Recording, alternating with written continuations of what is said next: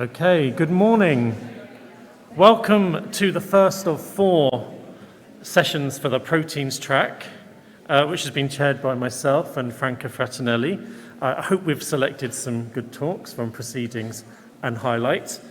Let's just get a move on and hear the first talk. So we're starting with a highlight talk, and Anna Weber from IBM Research is going to talk to us about Titan, T-cell receptor specificity prediction with bimodal attention networks.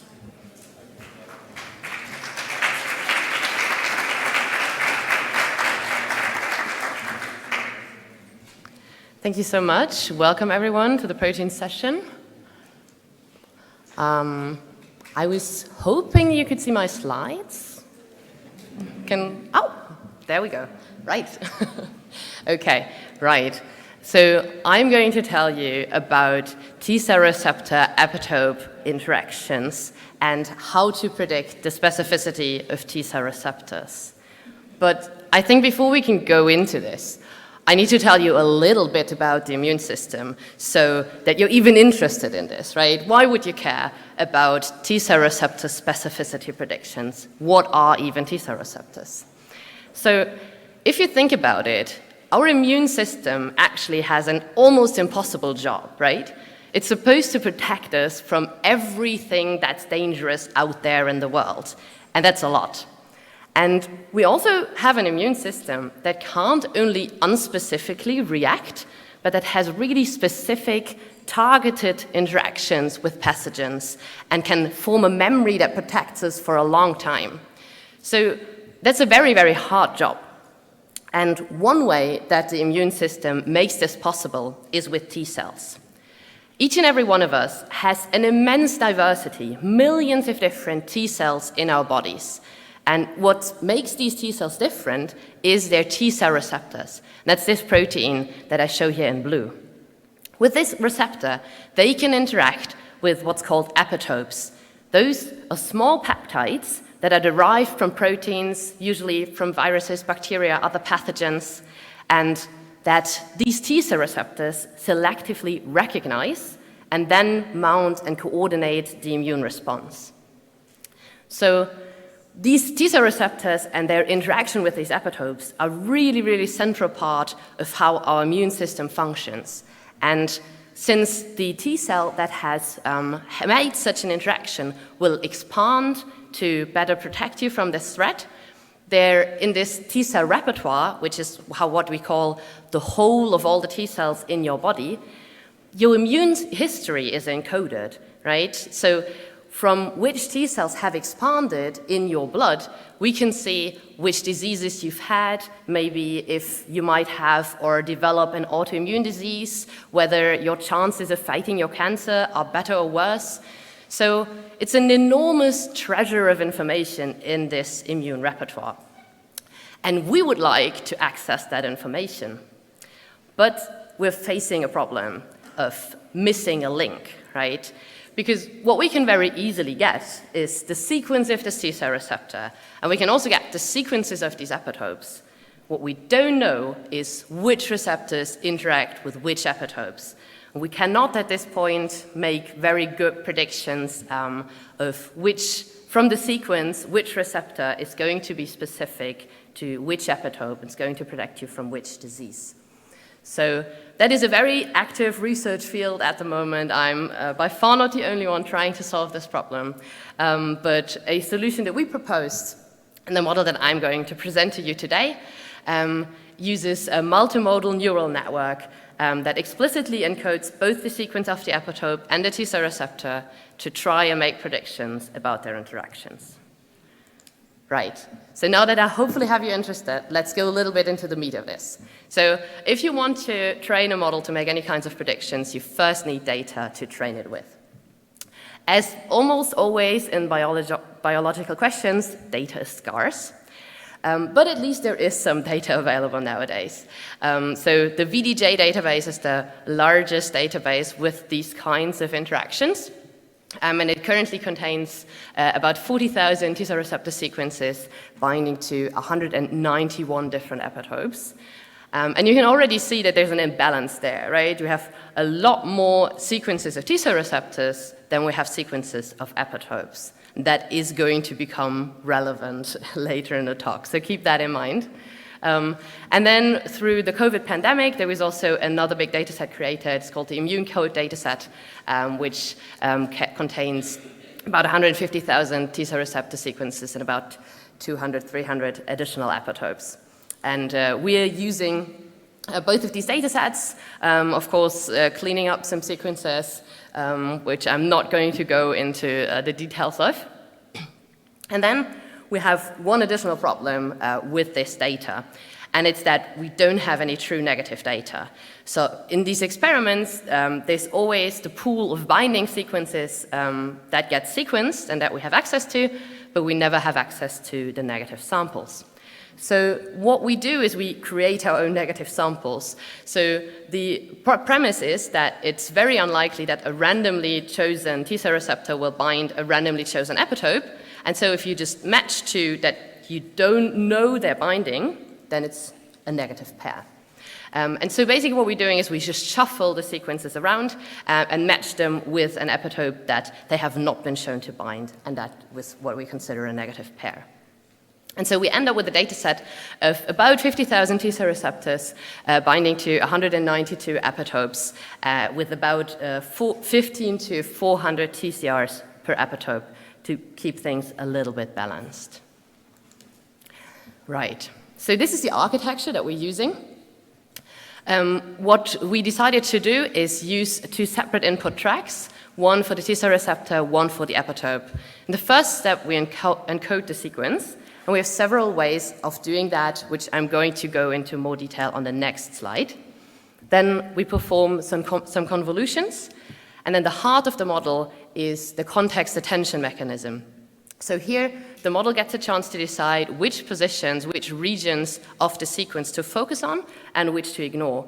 And since it's a context attention mechanism, it always gets the information from the other stream. So when it considers what is important in the T-cell receptor sequence, it considers the epitope sequence and the other way around. And this feature also makes our model, at least in part, interpretable, because we can read out those weights and we can see which parts of the sequence the model chose to focus on. I'm not going to go into detail how the attention mechanism works. It's shown there on the right side for anyone who's really interested. Right, so what are our performances? So we included a k-nearest neighbor, very simple model, as the baseline. And as you can see, our first base models that we created didn't really beat that baseline. So that's already interesting and very good to know for people working in the field, that you can already get somewhere with a very simple model. So now I'm going to talk to you a little bit about the different inputs that we're using. So the first two letters, or three, always encode how we encode the epitope. And we have the choice of either inputting the epitope as an amino acid sequence or as a SMILE string. A SMILE string is a way of representing a molecule as a string, atom by atom and binding interaction by binding interaction. So it gives you a much more complex view of that epitope. And since it's a small molecule, it's just a peptide, maybe 8 or 9 amino acids long, that we can do this without this string absolutely exploding. And for the T-cell receptor, we can focus either on the CDR3 region. That's just the loop that's mainly in contact with the epitope, where we biologically expect the most interaction, or we can input the full T-cell receptor sequence. So at this point, we were a bit frustrated, right? Because our model wasn't really performing as well as it could have. But we weren't really exploring the whole potential of this model, because the data set that we have is relatively small, and big machine learning models usually work well in a setting where there's a lot of data. Luckily, though, we realized at that point that basically, by using these SMILE strings and the full receptor sequences, we had in a way generalized the problem. We were just thinking about a protein interacting with a small molecule. And there are large databases with these kinds of interactions. we decided to work with BindingDB, which has millions of interactions of small molecule drugs with proteins. And we used this data, this huge data set, to pre-train our model. And as you can see, that really made a big difference in the performance. Again, I'm not going to go into the details of the different settings that we tried out then to optimize the performance further, but the really important big jump came from transfer learning, from using similar, related, but different data first to pre-train our model. So that was the good news, right? This is the bad news. So what I showed you before was T-cell receptor generalization. So we made a setting where in the test set, we made sure that there were no T-cell receptor sequences that the model had seen during training. So it had to generalize and make predictions for new T-cell receptors. In this setting, we did the same for epitopes. So now in the test set, there are neither T-cell receptor sequences nor epitope sequences that the model has seen before. And as you can see, for all of our architecture, the performance drops dramatically. It becomes very noisy. You can see that the model is not learning properly. It's like learning a little bit in the beginning, but then it's having real trouble. And as I said, we only have 192 epitopes in our data set. Yeah, it's not a big surprise that the model doesn't learn to generalize to all kinds of epitopes from so few examples. So that was to be expected, but we found it important to at least try and see how bad it is, because this is a very important and interesting setting. At some point, we definitely want to be able to make predictions for new epitopes, and so we need to start to try pushing in that direction and see how far we can go. So as I said, we can use these attention layers to interpret our model, at least on a basic level. So here you see some examples for our most simple base model with the input, the amino acid as the epitopes as amino acid sequence, and only the CDR3 sequence of the T-cell receptors. And as you can see, for the CDR3 sequences, it looks more or less fine, right? The model chooses to focus on different amino acids with different strength, but it also has some patterns, has some regions that it generally thinks are more interesting than others. So that was, as a sanity check, that made sense. And for the epitope sequences, we saw a pattern that did not make sense, right? So what we saw was that for absolutely every epitope, the model focused on the exact same set of amino acids. And when we retrained the model, it would show the same pattern, but it would focus on a different random set of amino acids.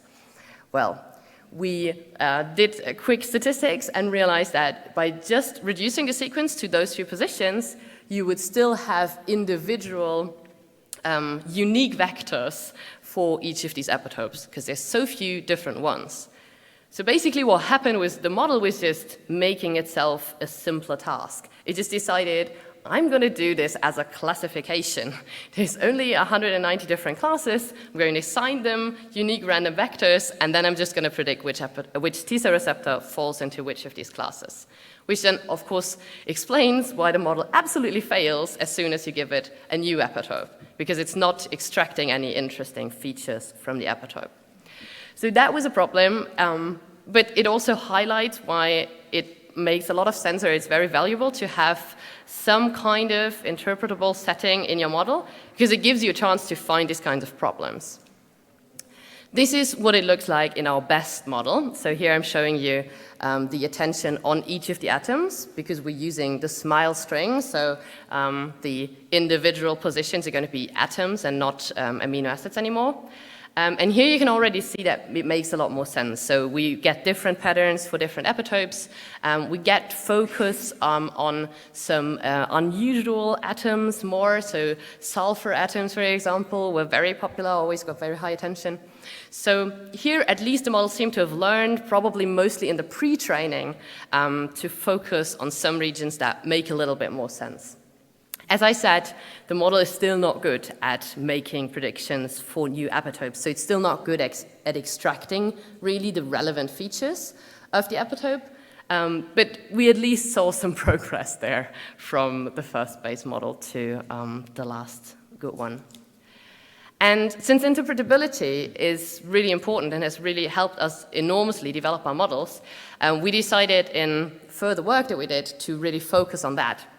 So the next work we did, the next work that we published is called Decode, and that is a pipeline that can extract binding rules from any T-cell receptor specificity prediction model, as long as it's sequence-based. So we try to make this as general as possible. It does not only work on our model. You can input any kind of model here and use any kind of test data set that you want. And in principle, what we do is we split the sample into binding and non-binding samples, data points, because we expect that there's going to be different rules for binding than for non-binding. We make some clusters, and then for each of these clusters, choose a representative and ask the model why it makes the prediction that it makes for this by using perturbations. So we're using anchors, which is an established interpretability mechanism here. And then the pipeline also provides you with a number of visualizations and ways to analyze those rules. And just as an example, what can this look like in the output? So this is one rule that we identified for Titan. So here, Titan was very specific with the amino acids that it required in the CDR2 region, which is, besides the CDR3, another like slightly less relevant, but also involved in the binding loop. And so the rules that you're going to get is something like this. Okay, so if there's this amino acid in this position and this amino acid here, then the model is predicting that it's a binding sample. And you can see from this logo here where you see the probabilities of each amino acid occurring in this position that it's not just extracting the most occurring amino acid, but really, finding something deeper there. And in this specific example, this requirement here really points to one V segment, so one building block that can be used for T-cell receptors that, the model thinks is relevant for the binding at this point. Right, so that's my summary. We've presented Titan, which is a general interpretable model for T-cell receptor specificity prediction, with good generalization towards new T-cell receptors and not so good generalization towards new epitopes. And we really want to highlight that pre-training was the big factor to get a good prediction for us. Then I also presented the Decode pipeline to extract binding rules from all kinds of models, not just our own. Right, that's the end of my talk. I really want to thank all of my collaborators, especially Jannes Born and Finien, who were my main co-workers on the Titan and Decode project, and my supervisor, Maria. And thank you all for your attention. I'm looking forward to hearing your questions.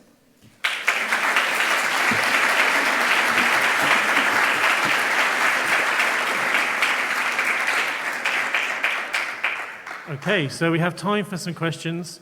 Let's go, Jeff. Okay, thanks very much for a great talk, and it's a really challenging problem, so fantastic.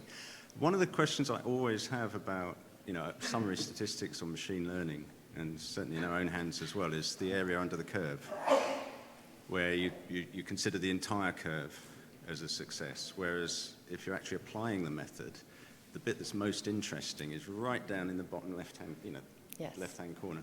And I was just wondering if that's something you also look at for your methods, and because in the hands of a biologist or somebody really interested in focusing on this, they're going to be interested in the stuff right down that end. Yeah. I just wondered if you could comment on that in general for machine learning. Yeah.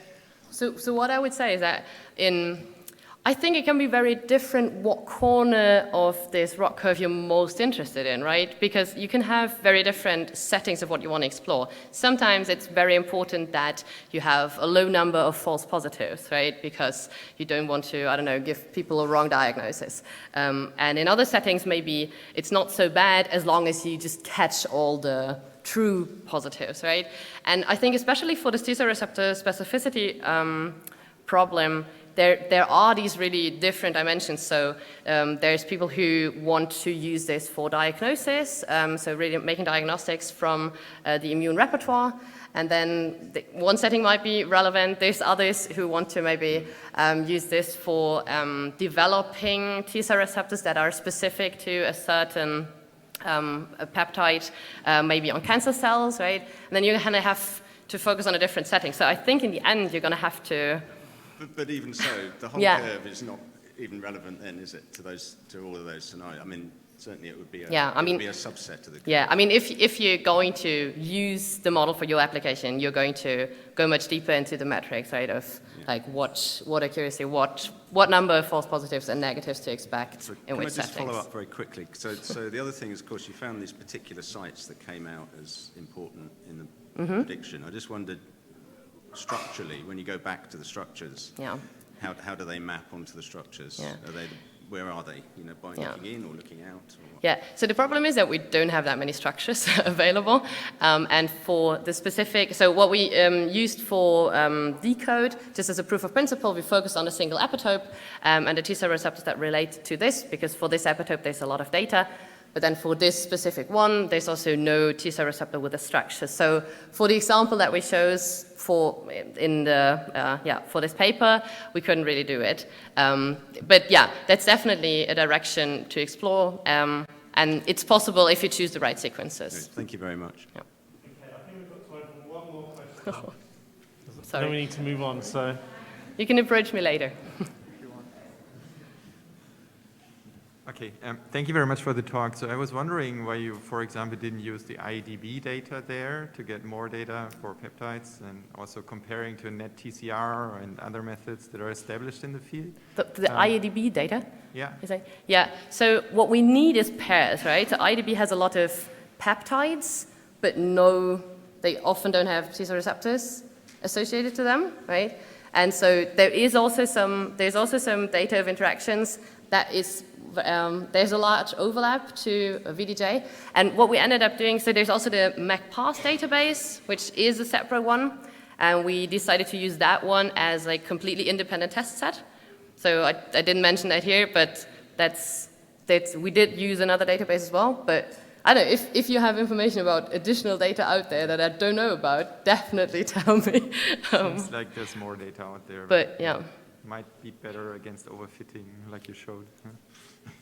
Oh, sorry, I didn't. I mean, the results that you showed, where you showed, okay, yeah, if you change this a little bit, then you get new points in the peptide sequence which are important. It's points to overfitting, right? So, I mean, if you have too few peptides, then it's very prone to overfitting. Yeah, So absolutely. it seems like I mean, yeah, the you scarcity need more data. of peptides is a huge problem, absolutely. And I mean, yeah, it's like what I said. I think we really have to try to start pushing in the direction of trying to generalize to new peptides, new epitopes. But yeah, with this scarcity of data at the moment, it's next to impossible. But at least we can kind of start to try and develop methods, see how they fail, and then maybe try to improve that, right? And then hopefully there's going to be more data available in the future, and then we have the methods ready. Yeah.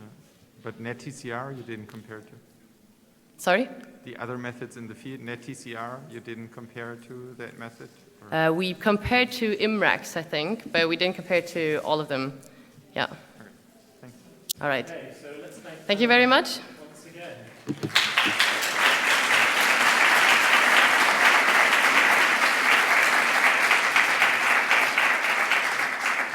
So we now have our second highlight talk. So Wim Rankin is going to talk about online predictions for protein biophysical features and their conservation.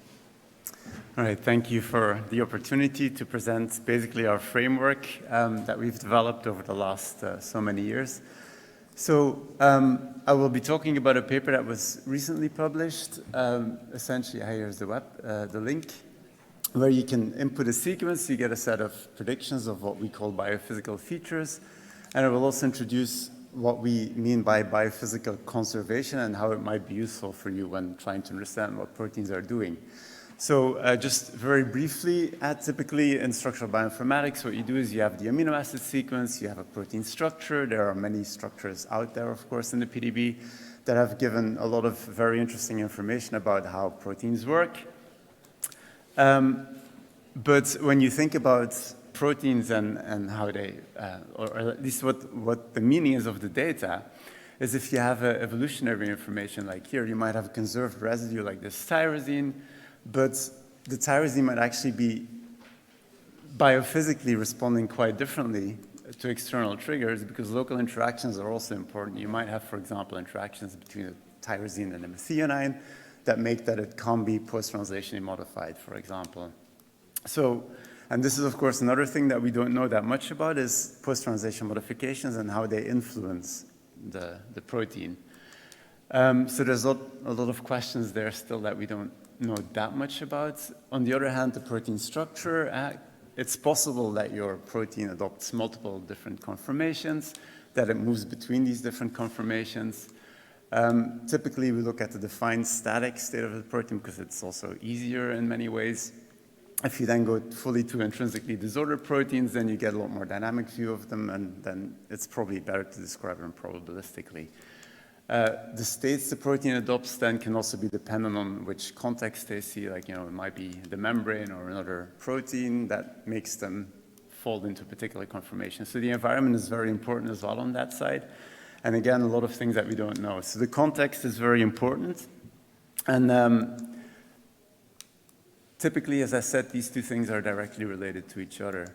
Now, it's also important to think about this from a free energy perspective. If you have a protein that has different states, it can, in principle, move between these. What we typically look at is the single low energy state, if it's available. This is also what AlphaFold predicts. And there we'd like, of course, to make the side note that this is because of decades of careful curation of public data. Even though it's an awesome method, of course. So it can move between these different states, but also importantly, this landscape can change depending on the environment. And then the lower energy states can also become different conformations. So this is in itself a very flexible entity, essentially. So what we've been trying to do is focus on the bit in the middle, if you want to call it that. So the local interactions, the emergent behavior of the protein. So not so much what is it doing exactly, but what is it capable of, I think you could phrase it as. So we have a server where you can upload multiple sequence alignment in a variety of formats or single sequences as FASTA.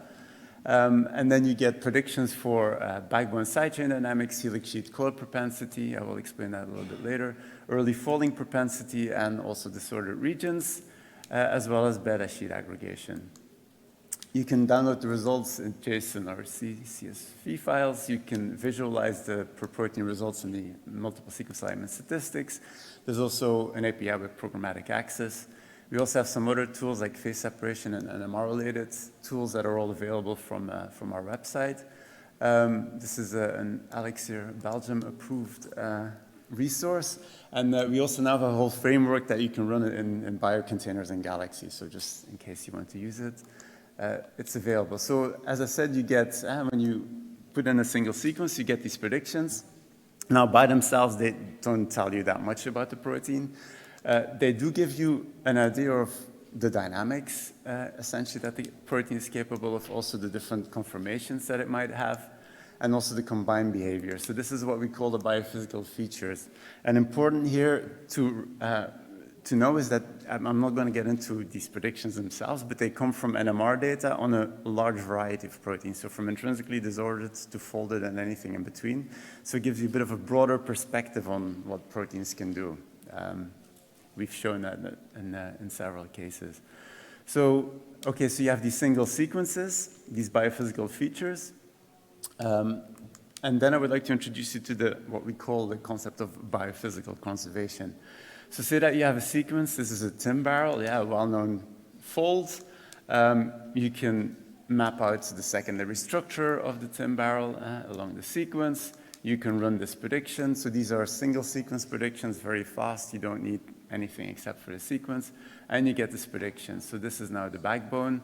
High values, in fact, are rigid, and low values mean flexible, because this is derived from an NMR order parameter. So you can see typically that your secondary structure elements tend to be more rigid, predicted more rigid, which is normal. But now what you can do is you can use a good, whatever that may be, multiple sequence alignments and run these predictions on all the single sequences, and then you get something like this. And then you can see that there are certain peaks that are very preserved and certain troughs as well that are very preserved, here, for example. But then you also have regions where you have a lot of variation in these kind of predicted features, You can now essentially transform this into a box plot-like, so these are the different predictions.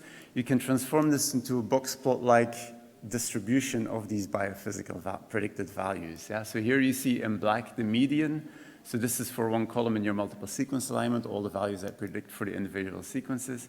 So the median, the first, third quartile, and the outlier range. And in red, you see the original sequence that I showed you earlier. So also here, important to note is that in dark blue, you have regions that are very conserved in the multiple sequence alignment in terms of just the amino acid that's there. And then light regions mean that there's a lot of variation for this particular position in the amino acid.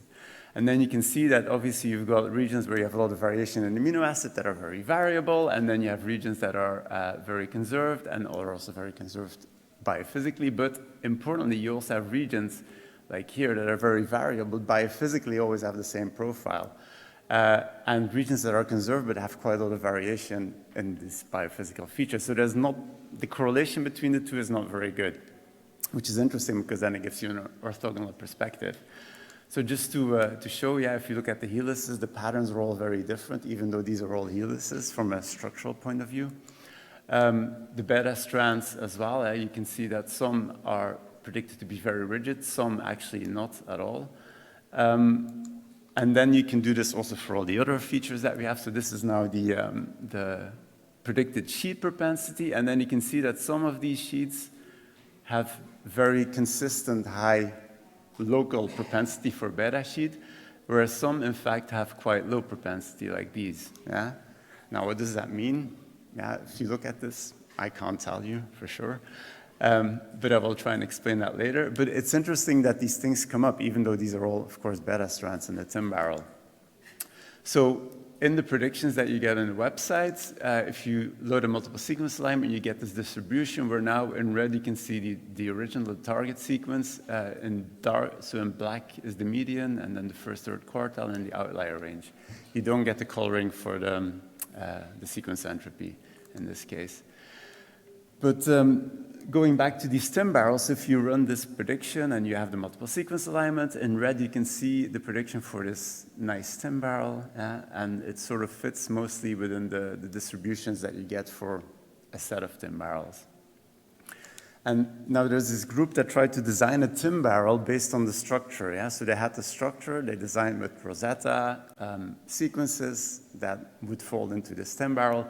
But what they got was a Rossmann fold. So most of the secondary structure elements were in the right place, but it folded differently, three-dimensionally.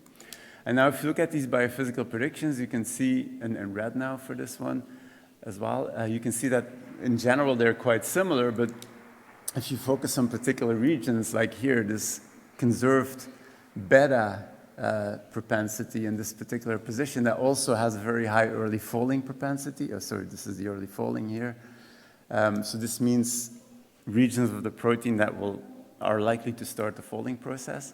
You can see that this is like a very conserved peak for the real TIM barrel, but it's completely gone here in red in this Rossmann fold. So probably something happens early on in the folding process which makes it go the wrong way, if you want to call it like that. So these are things but you always have to relate it to the context of the protein. So it gives you additional information that can be useful to understand this kind of thing. We've also used this, basically done this analysis of conservation on PFAM families for everything, and then made a Gaussian mixture model. So when you run a single sequence, you also will get a score of how normal your ensemble of these 7 different predictions is with respect to the protein universe. And you can have, like, for example, some negative scores. That means that residue is unusual. again, I don't know what this means, but that could be of interest when you're trying to understand which residues to look at in your protein. We've also done large-scale analysis with this. So this is a study that was done in Ghent by the group of Nico Kallewaert, where they basically express fragments of yeast randomly. They randomly cut proteins, try to express them, and if they were displayed on the outside, then basically it meant that they were, the yeast could handle them and they were folding or they were transported to the outside of the yeast.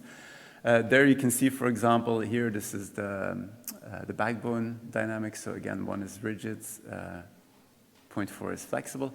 You can see that the fragments that were enriched on the outside tend to be more flexible, and also tend to have more disorder content. So this is the reasoning here is that your fragment cannot fold too easily by itself inside the cell, because then it can't be exported to the outside.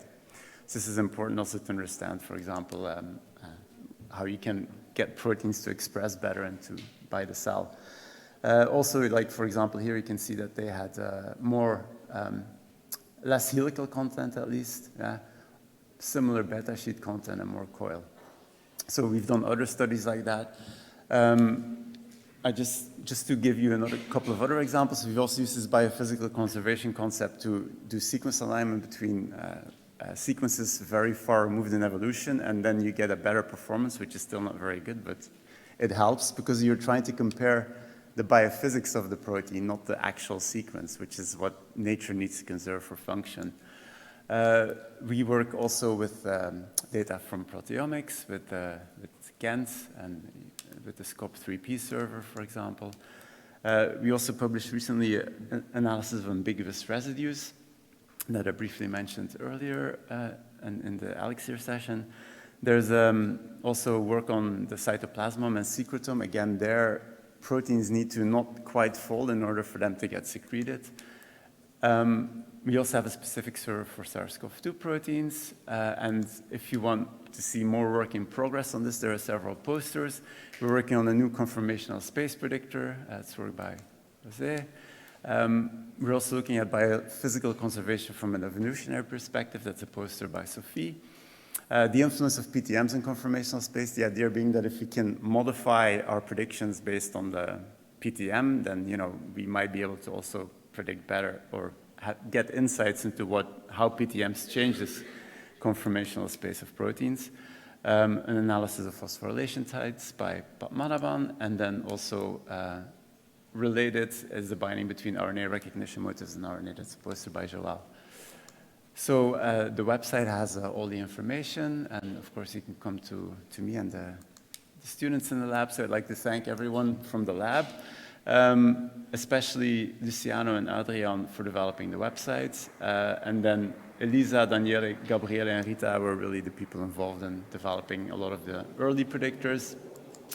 And also I'd like to draw your attention, if you're in the Brussels neighborhood, we are organizing in Belgium, the Netherlands, Society of Biomolecular Models fall meeting, so you're welcome to register for that, and thank you for your attention.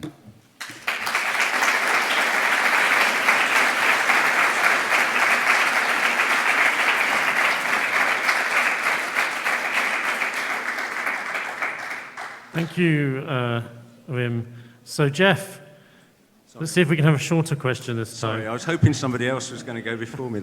Sorry, it's a very short question, actually. I think one of the challenges always with doing this kind of thing across alignment families is what you do with gaps. And I just wondered how you dealt with gaps, because one of the things you were highlighting there was a region where there are lots of insertions and deletions. So how do you do that? Well, essentially, in this case, you would have fewer values in your distribution. But we always map it back to the original sequence. So you see the values with respect to an actual sequence. You can also display the whole multiple sequence alignment, but that's less informative. If there's no sequent residue, though, if it's an insertion, if there's a deletion in that sequence, then you wouldn't have a value at all. Is that what you're saying? Yeah, so you map it back, the value is always back to the original full sequence. Otherwise, if you map it, if you would have multiple sequence alignment where you have just one sequence and the rest is gaps, then of course you just get a straight line. Yeah. So that's not so informative. So we try and map it back to individual sequences, the values. because then I think it works better. Okay, Yeah. thanks. Any other questions, anyone? Anna, go to the microphone. Okay. So how sensitive is this to different multiple sequence alignment qualities? I mean, have you tried benchmark different kind of the alignments of the same sequences? So the multiple sequence alignment is clearly the limiting factor. Yeah. But we're also trying to look into that and how we can possibly, do some, but the multiple sequence alignment, in this case with the timbrel, it's structure-based. So it's a very good multiple sequence alignment. Obviously, the better the multiple sequence alignment, the more you can get out in terms of this kind of analysis. Yeah. Okay, thank you. Yeah. Great. So we'll thank Wim again.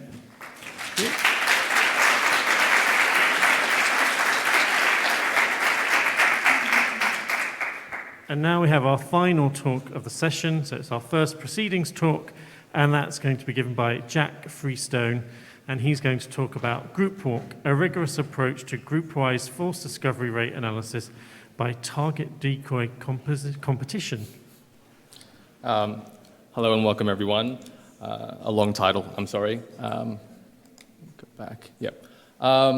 So I'm Jack Freestone, and today I'll be presenting our research titled Group Walk, Rigorous Approach to Group-Wise False Discovery Rate Analysis by Target Decoy Competition. So to give you a brief overview, group walk is an algorithm used for the discovery of peptides in mass spectrometry data when the peptides exhibit some underlying group structure. But before I go into the details of that, I'd like to at least go through a bit of introduction and motivation to set up our problem. When we like to make inference of the proteins in our sample, in bottom-up proteomics, we first make inference of the peptides. And to do that, we fragment them and send them through a mass spectrometer, acquiring their fragment spectrum. Unfortunately, these fragment spectra are going to contain unexplained peaks and noise, and making the task of inferring the peptide that generated it not always 100% accurate. And so if we're going to make the concession that some of our identifications are going to be false, it would be good at least to control for some sort of type 1 error. And as we'll see, that's the false discovery rate, and the most common way of doing it is via the target decoy competition. So here, each spectrum is matched against a database of potentially in-sample peptides called a target database and a decoy database. These decoy sequences are obtained by randomly shuffling or reversing the sequences in the target database to form these so-called target decoy pairs. And these decoy sequences are not expected to be in this sample. For each spectrum, we record the best matching peptide out of the combined peptides from the decoy and target database. And because we're interested in a peptide level analysis, we associate each peptide the best scored match to it and compete each sequence in the target decoy pair by selecting the peptide with the largest score. So a little bit of word vomit, but perhaps an example might make things more clear. If we look at that first target decoy pair, and assuming that these are the only matches associated to that pair, we would clearly take the sequence that is the target with a score of 3.51. Next, we rank the peptides in order of score from smallest to largest and consider the very first time, or rather the smallest rank k hat, such that the estimated false discovery rate, which we denote as FDR hat, is less than or equal to a user-specified threshold of alpha. So here we define the estimated FDR as a function of the ranks, but you can also define it in terms of the scores, since they of course determine the ranks. And it's 1 plus the number of decoys above this kth peptide divided by the number of targets ranked above the kth peptide. And importantly, these decoys represent stand-ins for the target sequences that are not present in the sample, these false identifications. Next, we report all the target peptides above this rank of k hat, and as this turns out, this controls for the false discovery rate, which is the expected number of false discoveries, these target sequences not present in the sample, divided by the total number of discoveries. Perhaps a picture to explain things a little bit better. We have our x-axis describing the peptide scores. I've marked the target and decoy sequences along that axis. We have a y-axis describing the estimated FDR, and we move from left to right and stopping at the very first time such that this estimated FDR hits alpha or less, at which point we're free to report all the target sequences to the right of this stopping point or score threshold, if you like. So as we mentioned, TDC controls the FDR under some mild assumptions, but for it to work optimally, we have this implicit assumption that the data is homogeneous. So more specifically, that subsets of the peptides exhibit the same score profile or characteristics as one another. But as we have found, as others have found in the past in the literature, this is not always the case, and we classify 3 modes in which the data can be heterogeneous. The first is via the null score effect. So this is when decoy peptide scores are distributed differently depending on the group of peptides. So you might have one group of peptides exhibiting a higher average decoy peptide score than another. You also have the pi effect. So this is when certain groups have a different fraction of correct peptides, and in the paper we use pi to denote this. So one group might have almost all correct peptides, which we should prefer in some sense, over other groups that might just contain junk. And last is the separation effect. So this describes when groups of peptides have varying differences between the correct target peptide scores and the decoy peptide scores. So if you have a strong overlap between the two, it can be quite difficult to discern the correct targets. But if you have a strong separation, this task is easier. So let's take a closer examination of one of the effects. So here we're looking at the null score effect, and the figure plots the density estimations for decoy peptide scores for real data broken up into 2 groups. The groups are the charge states of the peptide that generated the spectrum that then matched to the decoy peptide in the database. And here you can see that charge state 3 is perturbed to the right of charge state 2. And initially, this might not seem too problematic if the shift isn't too strong, but just the addition of a few high-scoring decoy peptides from charge state 3 can actually be quite problematic for us to discover sequences from charge state 2. Indeed, if you consider an alpha equals 1% level, which is often the case in literature, then for every decoy we're burdened to take on, we sacrifice up to 100 target sequences that we would otherwise like to discover. And this is because, if you recall, the estimated FDR is roughly the number of decoys to the number of targets. So what can we do? Well, a natural suggestion is to do a separate application of the TDC that we saw before to each group of peptides, and then aggregating the discoveries from each group at the end. But unfortunately, this does not control for the FDR overall. We looked at a simulation study with the details given in the paper, but the main takeaway here is that we looked at an alpha equals 10% level, and we computed the FDR as a function of the number of groups, and as you can see, by the time we get to more than one group, we're already violating the FDR control we desire, and by the time we get to 8 groups, we're doubling our FDR level of 10%. So is there a way to enjoy the FDR control of a single application, but also simultaneously reap the benefits of possibly more discoveries if we do a separate application of this TDC? And this is where group walk comes in. So group walk can be thought of as a G-dimensional generalization of TDC, where G is the number of groups. So here I have on screen G equals 4. The x-axis for each of these groups is the same, it's just the peptide scores, as we saw before. The y-axis as well, it's just the estimated FDR, but now just within each group. But the challenge here is we have to deal with the score threshold for each of the groups of peptides now, and we call this the frontier vector. We denote this in these green line segments. And we have to move them from left to right in such a way that the overall estimated FDR hits alpha or less. So group walk begins with this naive strategy of pushing forward its frontier vector in each group one at a time until it passes over a fixed constant of peptides. So we denote this parameter as capital K in the paper and set this to be 40 throughout. It's at this stage that group walk tries to be a bit more sophisticated and changes its strategy.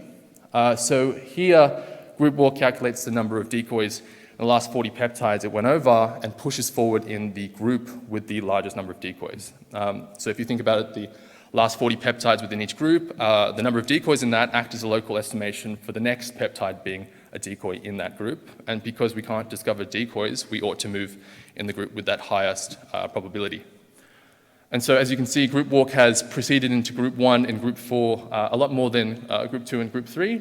And this is because this is group walk's version of saying that it anticipated more decoys to be in those groups. Eventually, you keep doing this iteratively until the overall estimated FDR hits alpha or less, at which point you stop, and then you're free to report all the target sequences to the right of the frontier vector within each group. As you can see, for group 4, sometimes you completely exhaust one of the peptides in the group, all the peptides in a group, and that's okay. That's group walk's version of saying that there was nothing salient enough to be discovered in that group. So perhaps a real example to make things a bit more clear. Here are the charge states 2 and 3 we saw before, but now we've also included the target sequences, because previously it was just the decoy sequences, and presented everything as box plots. And the vertical dotted line indicates the stopping point for TDC, where we stop and then report all the target sequences to the right of this stopping point. The 2 solid line segments is the frontier vector for group walk, where we've stopped. And as you can see, group walk has thought it would be better to stop at charge state 2 a little bit earlier than charge state 3, whereas TDC makes this undesirable compromise. So where does group walk get its FDR control from? It's a slight generalization of the theorem that we use implicitly for for TDC, and it's that assumed that condition on all the scores WI and group IDs GI. So if you like, the scores can be the peptide scores, the group IDs as the running example, the charge states, if you like, and all the false null labels LI. So these labels indicate whether a target or a decoy won its head-to-head target-decoy pair competition. A true null is when the target sequence is not present in the sample, and the false null is when the target sequence is present in the sample. So assume that condition on this information, the true nulls are independently equally likely to be a target win or a decoy win, then group walk controls the FDR. The proof of this, we didn't realize when developing group walk and its theorem for the longest time, that this is a special case of a more general framework, a much more abstract framework called ADAPT, short for adaptive p-value thresholding. And so the proof requires you to show that this is indeed that special case. So let's take a look at some of the results that we have so far. Because we've been talking about charge, let's start there. So here we have the results for when we group by charge for low resolution data. So for low resolution spectrum files, empirically, we have a lot more of this group effect going on. And so what we did was we randomly downloaded this low resolution data sets and produced 20 randomly shuffled decoy databases. And then for each data set and each database, computed the number of discoveries made by group walk divided by the number of discoveries made by TDC. And as you can see, at the 1% FDR level, here, we get roughly about a 4% increase in the number of discoveries. Some data sets exhibit quite a favorable bias towards group walk. We get about an 18-19% increase in the number of discoveries. And in the worst case, in the lower quartile, we're getting about 1 to 2%. So perhaps arguably our most successful result is the application of group walk in OpenSearch. Just briefly, an OpenSearch is when spectra are allowed to match to peptides whose mass is significantly different from the precursor peptide generating the spectrum in the first place. And the reason we might consider that is often our sample undergoes through some modifications that we haven't accounted for. And so its match that we would like it to hit in the database does indeed have a completely different mass to the peptide that generated the spectrum. So here, when we group by common and uncommon mass differences between the spectra and the peptides that it matched to, we get roughly in the 1% FDR level about a 25% increase in the number of discoveries, something like 50% at the upper quartile and as little as 15% in the lower quartile. But we can group by other features, so it's not limited to, it can be effectively whatever you wish. So here we group by peptide length.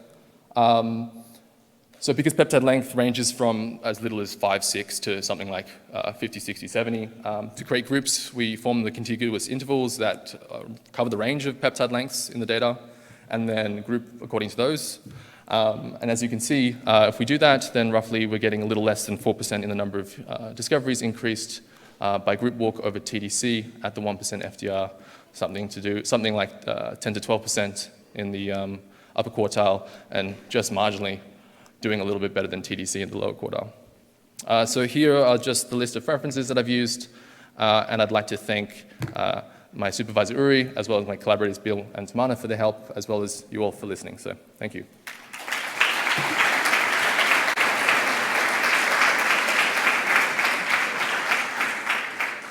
Thank you, Jack. Thank you. One question, I was wondering whether you considered the uncertainty of your estimates. So if you go for like charge 4, it's probably only very few peptides that you observe, and thus the variance of, seeing one decoy peptide in there or not could have a large impact on the stability of your estimates and on your local search. So, forgive me if I don't understand. So, you're saying that this because there's not many charge state 5 peptides, there won't be many decoys for that. Is that correct? Yeah, that's basically the idea. So I'm wondering one single decoy showing up or not could have a large impact. Yeah, I see what you're saying. So the head-to-head competition doesn't exist between peptides of the same charge state. It exists between the same peptide sequence, just reversed. So if you are worried about there being too many target sequences with a charge state 5, but not a lot of decoy sequences with charge state 5, it's okay. They're not going through head-to-head competition. No. I'm wondering with regard to the uncertainty of the estimates between the different groups. So you have a much larger uncertainty, I think, for your local search in a smaller group than in your larger group. Sorry, what do you mean by estimates? Like uncertainty, that your estimate is not stable, but very much influenced by the small numbers you have in some groups compared to other groups. There is so when you have groups, ideally you want them to be the same size as much as possible, if that's what you're asking. Yes, that's right. So group walk works at optimal when your groups are broken up in that sort of equal size range. So one thing I didn't go into the detail was when we have these charge state 5 groups, we actually agglomerate them to other groups if sufficiently small. Okay, Does that thank you. answer your question? Okay, sorry about that. Thank you. Yeah. Hi there. Good talk. Thank you. I had a similar question about group composition. So I was curious if there's any special constraints that need to be applied to make sure that you don't end up with groups that are trending toward one group is all decoys and one group is all actual hits. Because I would be concerned that you could do some sort of post facto analysis in the pathological case where you're basically just p-hacking to say, well... Yeah, you'd be a very naughty person for doing that. So yes, I'm curious for sure. if that's something you guys have thought about, how to prevent that. Yeah, okay, so I mean, there are many different layers to having to resolve this. So yes, you could go back and be doing the illegal thing of constructing groups that you most desire that maximize the number of discoveries that you get, and that would be illegal for FDR control. So no, I have not considered it, but one thing is that we find is the reporting of Q values. I'm not sure if you're familiar with those. When you report Q values, they can be slightly problematic because you kind of get the full data set with each peptide associated to Q value, and you can sort of look at that and try to say, well, this is not very nice because I can see at the 1%, this is the number of discoveries I get with these Q values, and at the 5%, this is the number of discoveries. So like one suggestion which more like minorly helps would be just to report the number of discoveries directly, which is one thing, but in terms of like the groups themselves, you could still, I suppose, do the FDR analysis, see that you didn't like the number of groups that you get, and then revisit it. At the moment, there's no way around it. There is ways you can sort of make suggestions to help the user. So you're free to look at anything, like side information-wise, that doesn't favorably put forward more targets than decoys, is the idea. So if you like, you can look at the distributions of the groups themselves without looking at whether the labels were targets and decoys. And you can probably see, without doing that, the bimodal distributions of the targets and decoys. And if they look favorable, then that's kosher for group walks FDR control. So as a recommendation currently, I would suggest doing that. But in terms of hard fixes, there isn't any at the moment. Okay, thank you. Thanks. Yeah. Great. So that ends our session. So we'll thank Jack and all of the speakers from this session. Thank you.